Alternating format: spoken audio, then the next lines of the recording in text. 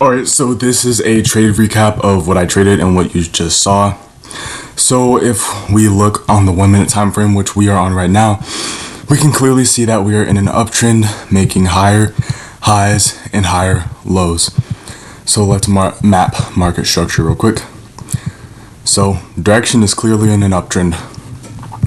Now our point of interest is this 1 minute demand zone right here. This is an indecision candle before an impulse candle. The indecision candle is categorized by a candle with a small body and large wicks. You can see this candle size is 1 point big. That's how much distance this candle made. But let me continue. Oh shoot, I messed that up. Let me continue this. So we can see that candle was 1 point big, right? But the zone itself is 2.75 points big. That just goes to show how much bigger the wicks were than the candle itself. So this is the candle that we entered on, and this is the impulse candle. The impulse candle is a candle that creates a gap in price, and you probably know them as fair value gaps, so I'll mark that fair value gap for you right here in a different color. So that is our fair value gap, and whenever price creates this gap in price, we're expecting price to fill the gap in or fill the imbalance and then continue going higher. And what I did was I set a limit buy order. Price came, filled me in, and formed a double bottom, then internal breaker structure, which is also really great price action mid trade. It formed a big 2.5 point bullish engulfing candle that engulfed the previous two almost 3 sell candles. So this is just great price action after we're already in the trade.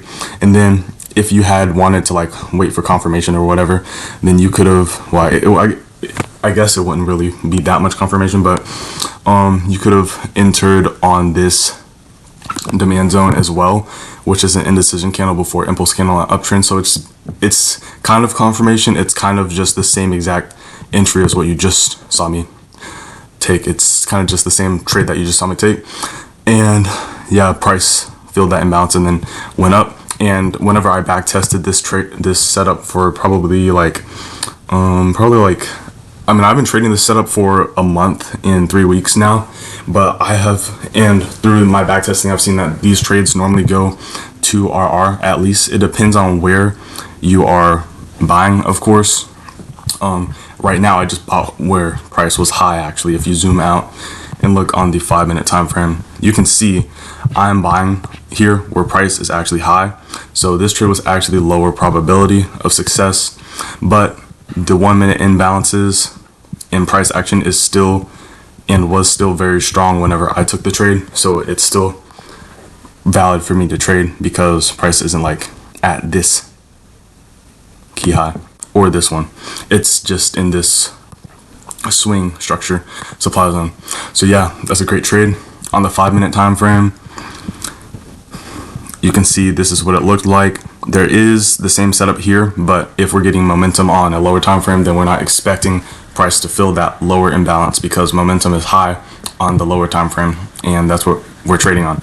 And while I was in this trade, price formed our setup again, which is a indecision candle before impulse candle in an uptrend with a fair value gap, which is this right here. So this is another potential trade that you could take to RR, stop loss underneath that, stop loss 1 point beneath the zone.